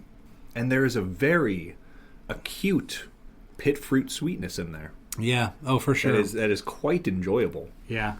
I like it. I like it a lot. I'm going pretty high with this one. And we did a porter last week as well. Mm-hmm. And as much as I enjoyed that porter, I think I ranked it pretty highly, if I remember right. I think I'm going higher with this one. Oh, yeah? I really enjoy this. I'm going 4.25 out of 5. This is definitely in the elite tier of porters, in my opinion. Yeah. Oh, yeah, for sure. That was good. What are you thinking for it? Boy, oh boy. That is a question. I think I'm going to 4. 4? Hell yeah. I think I'm going 4. I really liked it. Double elite tier. No doubt. Is a rare occurrence on the Mark Mo Show, so it must be meaningful. Must be meaningful indeed. I on the flavor profiles on the app, I click coffee, smooth, and dark. I agree with all that. Mm-hmm. I added fruity to mine. Yeah, that's good. Coffee, smooth, dark, full-bodied, fruity. I didn't consider it strong per se for a dark porter beer like that. But it's very it feels full. It feels full of flavor. It's not watery like some porters can be. It's not overly bitter. They didn't lean too heavy into the coffee notes. Right. And it's not the same bitterness you get from an IPA. And I find that an interesting distinction because when we rank these beers, we always tell what the ABV is and what the IBU is, the International Bitters Unit. And porter and stout bitterness is so distinctly different than IPA bitterness. Yeah. And this is an excellent proof of that, where it's 45, I think I said. Right. It was on the IBU. And it's just like a wholesome coffeeness. Yeah. Fruity kind of coffee flavor. Mm-hmm. I liked it. Good stuff. Yeah, I agree. Well, with a tasty porter in our gullet, yummy. We're doing a little tier listing today. A little segment from my old days that we like to crack out sometimes because making a tier list is just a fun thing to do. Yeah. This week's tier list is revolving around entertainment. Ooh. Pretty broad category. A lot of things can qualify as entertainment. So I picked 15 on a whim. The first 15 forms of entertainment I thought of. Okay. And we're going to be ranking them. I'm going to kind of be presenting this to Mark Moe for Mark Moe to rank to tier list. I love that. And I'll interject if I feel it wise. Very good. It'll be on a scale from F being the worst of the worst, Of the worst. D being bad, C being mid, B being good, A being great, and S being the best of the best. Superior. Absolutely. Let's start off this entertainment-focused tier list with going to a ballpark / gridiron. Going to a ballpark. That is fun. Watching a little baseball, watching a little football. It's fun. That definitely brings joy. Well, unless your team gets their ass kicked. That's not fun.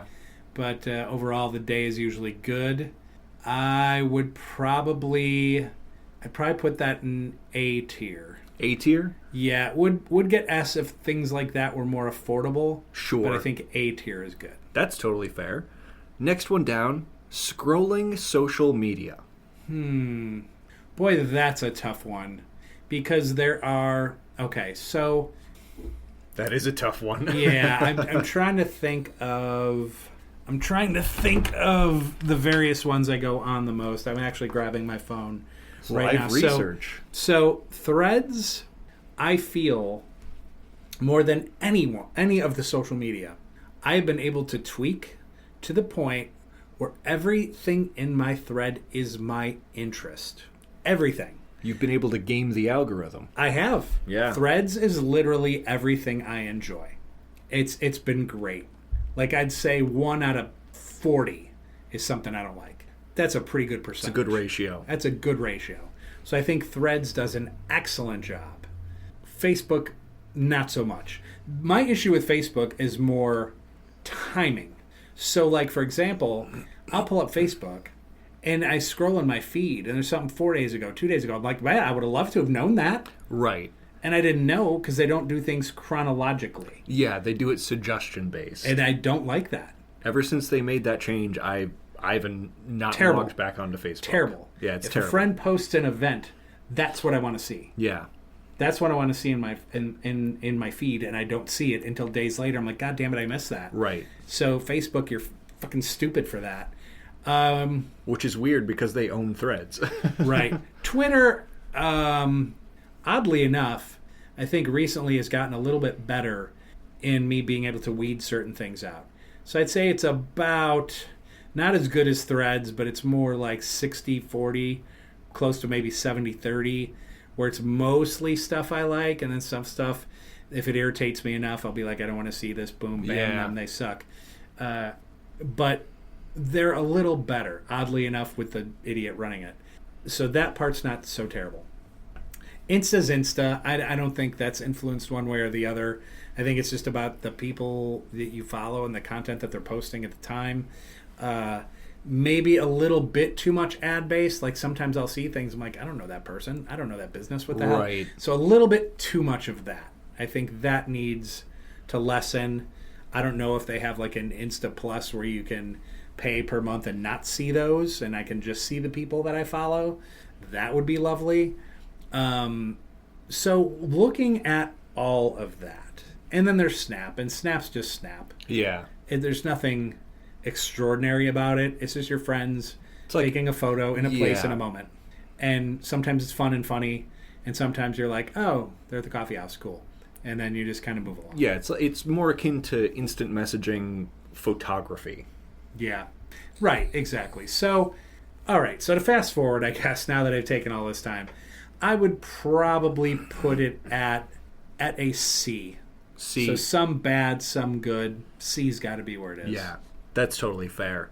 Because it is such a complex thing where... So complex. It's so easy just to doom scroll for an hour and be like, wow, where'd the time go? Right. I mean, sometimes you get like that funny clip makes you giggle. Right. And I'm like, oh my God, so-and-so would love to see that, or it would make them happy. And so I get to send that along. Facebook, I'm going to tell you the best thing about it. Tells me when someone's birthday is. Yeah. End of story. Yeah. They should just call it birthday. Mm-hmm. Because like literally when someone has a birthday or whatever, then I can do that. Yeah. By the way, LinkedIn is shit. LinkedIn is dog awful. shit. Yeah. It's dog shit. I mean, somebody's got to come up with some other version of that. I think originally the original idea for it was good. Now it's shit. Half the jobs on there, shit. It's awful. Yeah, I agree. Scrolling social media gets a C. How about watching movies at the cinema? That's S tier. That's your speciality right That's there. S tier, man, because look, are we paying too much at the theater? Yeah, we are. Can you go on special days where you pay less? Yeah, and you can go and it's better. Yeah. But I love the fact you can go there. Now they have the big comfy seats. Oh, yeah. So even though you're paying more, you're getting a big comfy seat, which for a late movie is bad for me because I'm going to bed. Yeah. But I love the big comfy seats. Theater popcorn, there's something about it. It's just better than all other popcorn. It's built different. It's built different, man. And I know, like, the buttery topping, and there's, like, almost no butter in it. I get that. Whatever it is, I love it. And a little bit of salt, get a big old bucket, something to drink. And now they've got all these other new snacks. My friend Castry actually went there and has told me she had edamame. And, which I've been eating, so obviously this person's had influence on my life in a good way. But, like she got edamame at the movie theater. I went on a birthday to the movies. Friends were going to surprise me with what we were seeing. And we ended up seeing Taylor Swift's Eras Tour. Now, nothing against Tay-Tay. I think she's great. She treats her people great. I love her. Not my music, though, per se. Like, there's 2 or 3 songs of hers I really like. The rest, it's like, whatever. Lyrically, she's very good. She's strong. I get why she writes what she writes. But, like, I wouldn't have picked that. Yeah. They kind of picked it on purpose. And the bar, I went and had just a pre-beer at the bar. In the movie theater. Well, no. The movie theater comes later. I was there early and had one at the bar. And that's when the guy informed me, hey, we can bring you beer in the theater. I said, what? And he told me how I could schedule, like pay in advance for whatever I'm getting. Yeah. And schedule them to bring them at the time I want. That's so cool. I was like, great. I want a double Buffalo Trace every 15 minutes. And that's exactly what they did. And I was drunk as fuck by the end of that show. And I was like dancing and moving around. They're like, I didn't know you liked Taylor so much. I'm like, I know, I'm really wasted. I said, but this is a great birthday present. Oh, I love me some movie theaters, man. I love it. It's stories like that explain the S tier. It really does. It really does. Next form of entertainment, going to a concert. Oh, man. Oh, gosh. Which is tough in the Ticketmaster Live Nation era. Right, because fuck them. I mean, they're absolutely the worst. $700. How can some billionaire who isn't an asshole come up with a company that sells tickets to events with like a small $2.85 surcharge and just charges people for the ticket? Right. Why can't that exist? It can exist. It should exist. If I were a billionaire, I would do it. I'd be like, I'm done with those guys. Here's my company. Who's going to use it? But that aside, that frustrating part aside, I love live shows. I love live music. I went to Riot Fest last year. I'm going again this year without question. If people want to come with me, great. If they don't, I went by myself. I made friends. I had a great time. And the music was spectacular. S tier. I love live shows. S tier. I love it. Second S tier. I love it. Next one down, playing video games. Cathartic. And then it's kind of what reading a book was in the 90s. It's like that today. Because a lot of times I don't have time to read a book. Mind you, my eyes don't like reading a book because the print's usually very small, and it's a pain in the ass for me personally to read anything. Sure. So I love a video game, man. And if I'm on there, Call of Duty, GTA 5, and I've had a long day, and I'm blowing shit up, and I'm stealing cars, and I'm ditching cops. Oh, yeah. And just like an hour of that, and I'm good. Now I want to go in the kitchen and eat some meat. Yeah. I love it. And it is a totally valid art form. There's so many Yes. like single-player story-based games that are just thrilling. Mm-hmm. 100%. 100%. I would say A. A? A. I'm going to interject my authority here. Oh, shit. Okay. And I'm going to go A+. Okay, I'll give it A+. I'm adding a plus. Okay, that's fair. Watching sports on TV rather than at the field. Also good, and it depends where you're watching. Like, I can watch from home, and when I watch at home, it's more white noise. Like, I can sit there, but if I'm comfy on a Sunday afternoon, probably going to doze off You're at some snoozing. point. You're Take a little snoozing. snooze. Yeah. But if I'm at the bar and I'm watching the Bears, I'm pumped. I'm into it. There's other people there that I know, and it's almost like being live at the game sometimes, when you're there with other people. I love watching... oh, man. I'm about to give another A. Yeah. Another A? Yeah. It is a fun watch. It is a fun watch. Moves us right along. Strip club. Now that I have money... and I had to start it with that. Before, it would have been like almost like an incomplete grade because it's like, I don't have money for that. I'm like, what am I doing? Right, like not applicable. But now I do. And being a single guy who apparently is going to be single until he dies, there are some forms of entertainment that become necessary from time to time. I have had adventures in the past at strip clubs that were more funny than anything, believe it or not. The stories and things that happen are hilarious. I love it. It's a lot of fun. I think especially if you go there with a certain mindset that, they're just entertainers, they're making a buck. Yeah. No different than a server or a bartender or anything like that. They're just sexier and they have less clothing on. Service work is service work. Yeah, man. as a matter of fact, one of my friends, she went there the other night, and just like, I don't know how I ended up here, but I ended up there. Yeah, it's kind of one of those places where you say, I don't know how I ended up here. Sure. But you do, and you make the best of it, and you have fun. And if you're in the right mindset and having a good time, then the girls have a good time. So I'd say a solid B. B? A solid B. Excelente. Ends up in the good tier. Mm-hmm. Next one down is watching YouTube videos. I do like that. And I like the fact that as you subscribe to certain things, you can go to your subscriptions, and then it's just the stuff that you're following. Right. Which I like. So it's not like I have to go through stuff to get to stuff I really want. So I suppose as the social media side of things, like YouTube's pretty good for that. It's like, these are who I'm following. This is what I want. Oh, yeah, just click on your subscription tab, and then your stuff comes up. Right. And when it's got some new content, it's got a little dot by it, and you're like, oh, something new. And then I can just click on it. So I do love the ease of that very, very much. I feel like even the recommended tab of similar content that you're not subscribed to, it's getting better. Yeah. Slowly but surely. So where, like, the Facebook suggested timeline and the Instagram constant ad berate seem to be getting worse by the day. Yeah. I've always felt like YouTube's recommendations, the more content I watch that I want to watch, it does hone in and recommend similar things rather than doing the opposite. Yep. Oh, yeah. I agree with that. I give it, I don't know, man, because then I just feel like I haven't had TV in a while because I haven't had the internet. So I'll probably be getting that back next month. But not having it, I got into the YouTube more. So there are some I really do like. And then, when you're watching them, like our show is short of 2 hours. Sometimes an hour and a half, closer to 2 most times. Most shows aren't that long. Most shows are 30 to 45 minutes.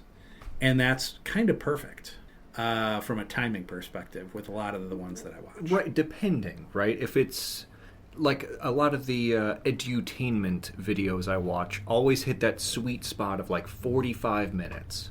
And I'm like, it's enough. That is a sweet spot. Right. Yeah. It's enough where you can fully explain what's going on. You can put it in layman's terms and you can make it entertaining to learn things. And I love that.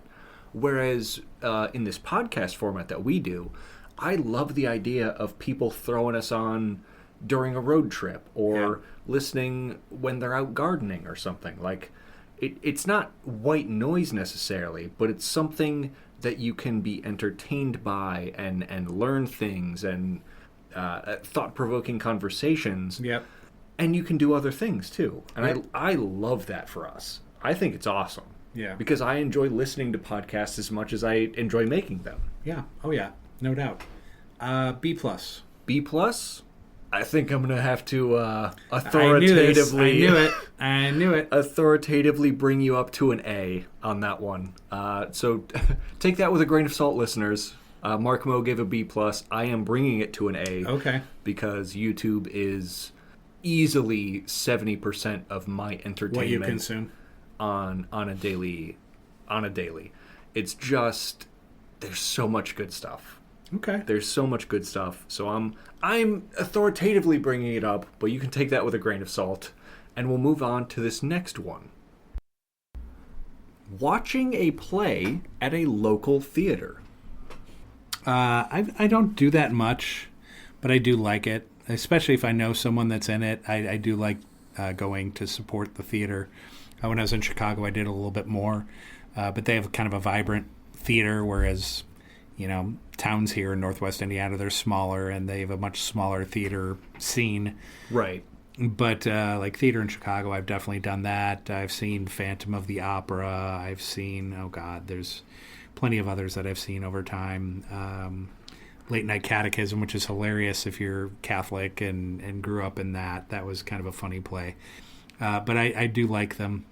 Just don't see them as much. If I ever move back to the city, I think I would probably go more regularly. I would probably give it a C+. C+? I like that. I always found it a very fun art form. It is a fun art form, and I really like it a lot, and especially when you go to those plays that are more interactive with the audience. It's hilarious. It's so much fun. It's fun. It very much is. Next up here, going to a museum. Also something I love, something that, like when I go to the city, like I go to the city and I'm going like fun places. Well, I can't say the museum isn't a fun place, but fun places meaning like bars and restaurants and like things of that type of entertainment. And don't go to the museum much, but I love the museum. The Art Institute of Chicago is one of my favorite places. I can sit there and stare at stuff and just stare into it for so much time, and just love it. There's one room that has these stained glass windows, the stained glass window room, and it's like there are a lot of blues and stuff, and it's illuminated from the backside. So that's it's just cool. it's so great. Like and there have been times like because you can get food in the Art Institute, and I believe where that exhibit is, it's not far from the cafeteria. And like when I take like a lunch break, if I'm in there, I just sit across from them. I just like look at them and hang out in there because I really love it. I don't know if I'd go S tier, but definitely A+. I love museums. I've always loved the science museums. What is it? The Science Institute?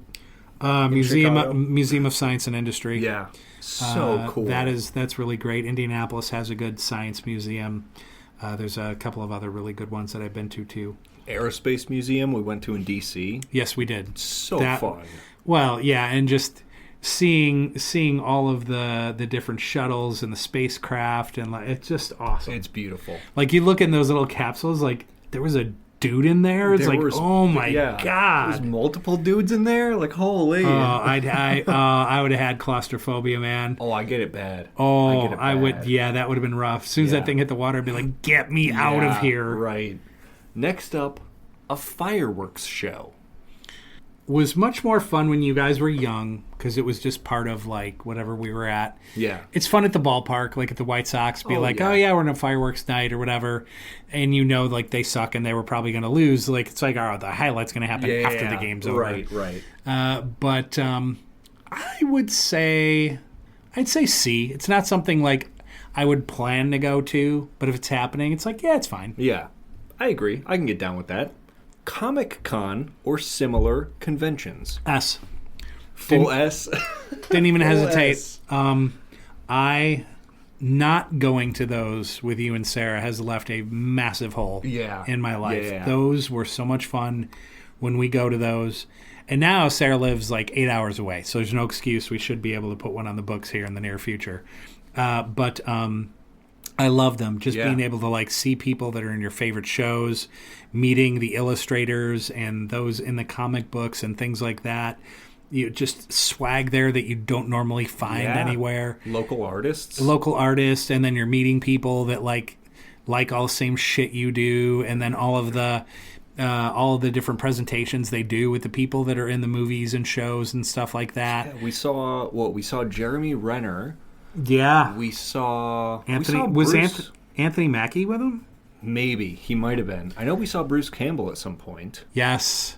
Yeah, Bruce Campbell, for all of you not in the know, he was on a show called Burn Notice, which our entire family loved.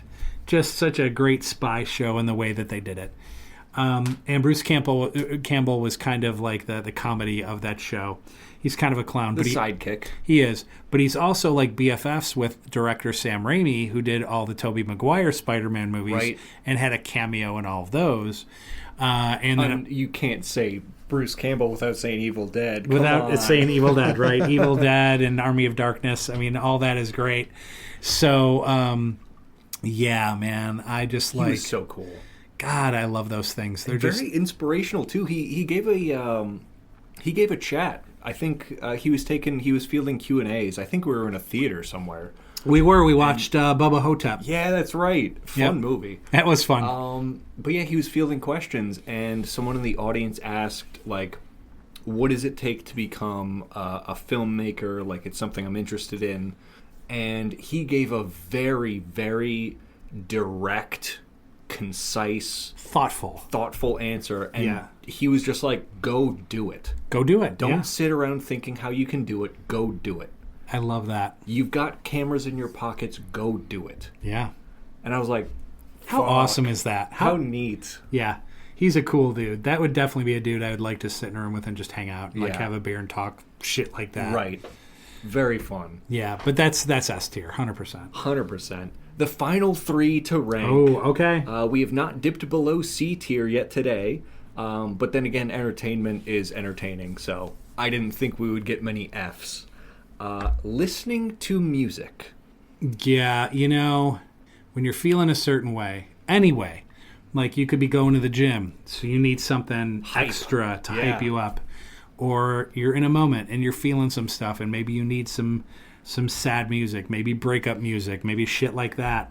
You know, I get that, right? Or you even know? ambient music, just to like bring up a room like you would do in a coffee shop. Right. Or you're just doing chores around the house and you just need something in the background. Yeah. You know, and you're sitting there doing dishes. Who the fuck likes doing dishes? Yeah. You're doing dishes and all of a sudden like, oh, that's a banger. And it just kind of picks you up a little bit. I love it. It's great. You know, I drive to work now, so I have like a half an hour drive to work. So I love listening to music and things like that. So A+. A+. I love that. I was about to say it better be A+ or better. You're about to yell at me. Yeah, exactly. Okay, no, that's fair. Next one up here, watching live wrestling shows. So live. Yep. Being there live. In the arena. And we've done that a handful of times. It's fun. It's so much fun. And look, I get some of you aren't into it. Some of you are. It's athleticism. It's a sports event, but it's also like drama and everything. Stories. It's kind of like a play. Sure. But sports too. It's kind of its own interesting thing that's lasted since the 1930s or however long it's been around. I love it. It's great. And it's different than if you're sitting at home. Because you're sitting at home and you're thinking, all right, what are we doing? Here's all these commercials. Here's this. Here's that. And it's like it's not as fun if you're watching it from home. But if you're live, you're there and you're with the fans. And your favorite guys are coming out. You're cheering. They're booing, whatever. And you're having fun with the people around you. It's a blast. Yeah. I love it. And here we are. We're looking at another A tier. Yeah, I like that. I like that assessment. And I've always found how distinctly different wrestling is, professional wrestling, to things like UFC. Sure. Where anytime I watch UFC or I see clips of it, it's like, it is impressive, the athleticism. Oh, no doubt. And the martial arts is an art, absolutely. But at the same time, these people are killing themselves on a television screen for most of the time pretty shitty wages. And that part bothers me. Whereas, like, these people go out there and they perform. Yep. Like, and there's stories to be told. And, like... Oh, sure. Watching CM Punk drop a knee on someone as they fly through the air, it's like, oh, man. It's great. The RKO out of nowhere. Those are great, too. Fuck. Absolutely. I love it. It's so cool. I love that. The last one on this list, and granted, there are many more forms of entertainment that didn't make this list... but the last 1-2 tier list today, county/state fair. Also fun. For me, it's a source of income because I do it for a couple weeks a year, and I do security for the shows. And Flo Rida, Porter County Fair this year. Don't advertise for free. Sorry. I'm so bad with that. Anyway, I really like them.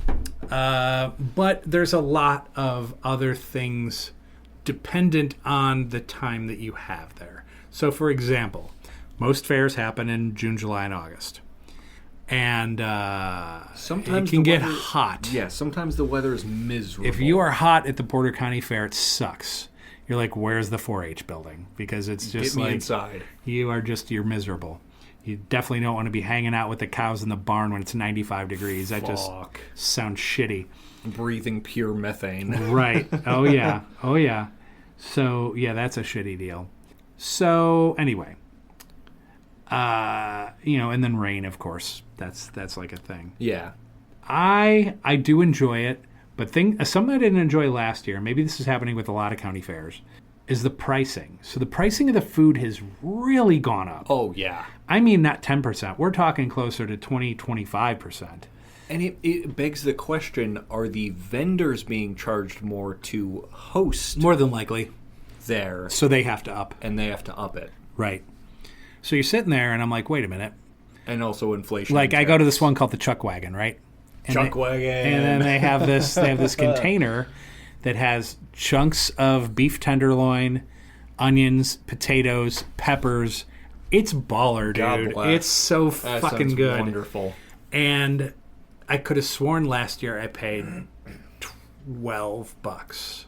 And this year it was like 18. Oh. And I'm like, that's a lot of inflation. It's a 50% increase. The beauty is they ran out of the smaller containers and they had to give me a big container for that price or whatever. So I was like, Yeah, so I... got away with murder. I did. Getting away with murder. Okay, we can't do any more than that. Don't want to get copyright. Anyway, so I love the food. I'm not as much in the rides, but if you have kids, like, that's kind of cool. Those bumper cars are always fun, man. There's like we have a legendary family story of this bear that I got from my daughter Alex, and we named him 30 because it cost me $30 to fucking get him. To keep trying the game, right? Because then Alex like, I want that bear. It's like, cool. I'm like, how do you do this? He tells me, and like I do that. He's like, nope, you didn't get him. I'm like, what? Why didn't I get? Yeah. No, you got to do this. I'm like, okay. And then I like do that. He's like, well, no, you got it. I'm like, Dude, stop it. So, like, I'm $30 in, and I finished, and I looked at him and I said, I gave you $30. Can you give me the fucking bear? And so he, like, grabs it and hands it to me. I'm like, thank you. Highway robbery. Those carnival games, while they are scams, provable scams. Oh, yeah. Anyone that thinks they can walk up to those hoops and get it in, no the hoops shot. Are angled, the backboards are fucked. They're all scams. But they're fun. If you got $10 in your pocket burning a hole, they're just fun. Just do it. Yeah. Just do it. Would I rather play pull tabs? Of course. But, you know, it is what it is. Yeah. At least you get a game out of it. I'm going for the inconsistency involving the weather and the price increases. I'm going to downgrade it to a B, but I do like it. Yeah. I was going to say B plus Yeah. is about where I was at. Well, that is the end of tier listing, and here are the scores. Going to a ballpark / gridiron, A. Scrolling social media, C. Watching movies at the cinema is an S. Going to a concert is an S. Playing video games, A+. Watching sports on TV is an A. Strip club got a B. Watching YouTube videos, I may have adjusted a bit up to an A. Yeah. Watching a play at a local theater got C+. Going to a museum, A+. Fireworks show, C. Comic-Con, S. Listening to music, A+. Watching live wrestling shows, A. County or state fair, a B. I love it. I think that's fun. I love tier listing, and I love entertainment. So I felt that was a beautiful merger we could do. That was great. I had fun. Hopefully you had fun. I did. It was a different kind of day and a different vibe, and Aiden took the lead on this one, and I appreciate that. When you're doing creative stuff, content creation, your brain has to be in a certain space, which mine has not been for days. But I'm hopeful. I'm getting better within my thoughts, trying to readjust a few things here. But I felt like that first hour was great. It was a good conversation because it was related to some shit that was going on in my life. Hopefully but then it was thought-provoking for the listeners as well. That's the point. And that's why we do what we do. I mean, sure, we're silly and we want to have fun and we do all that kind of stuff. But in the same sense, we want to do things that are heartfelt and thought-provoking. Because that's just kind of the dudes we are, and that's the kind of content we like. So yeah, you got to walk that line. You know, the opening dialogue can be more serious. It can be politically leaning, and then the other 70% of the show is just us being goofballs and having fun. So, that's right. A little bit of everything. Yeah, and up to you, lovely viewers and listeners. Whichever your favorite is, there's always links in the description and on YouTube and podcast apps. I believe you can skip around to, I like the list best. You can skip to that. That's fine. Right. I won't judge you. But yeah, we try and make a little bit for anything, for anyone listening, and we try and make it for ourselves too, because I think that's important when you produce art or content in general, that you're not only doing it for those who may enjoy it, but you're doing it for yourself. Yeah, absolutely, 100%. Damn right. Well, smooch, subscribe, and if you don't, I will kill your family in front of you. Whoa, what? In Minecraft, in a game of Minecraft. Oh, okay, okay. That's in a very hypothetical game of Minecraft. That's fine. I got you. I now it's just hitting me how violent that sounded. Yeah, that was. I should have led with the Minecraft. Yeah, I just like that's. Well, unless they look like the villagers. So the villagers are these little dudes, right? And they got these big noses, and they just. And they kind of walk around, and it's like you want to do right by them, and you want to like build their house, and you want to help them, and all that stuff's great. But then like you bump into them, they're like, and then you're like, well, fuck you, dude, and then you fucking kill them and their whole family, and then you take all their shit. It's just the way that it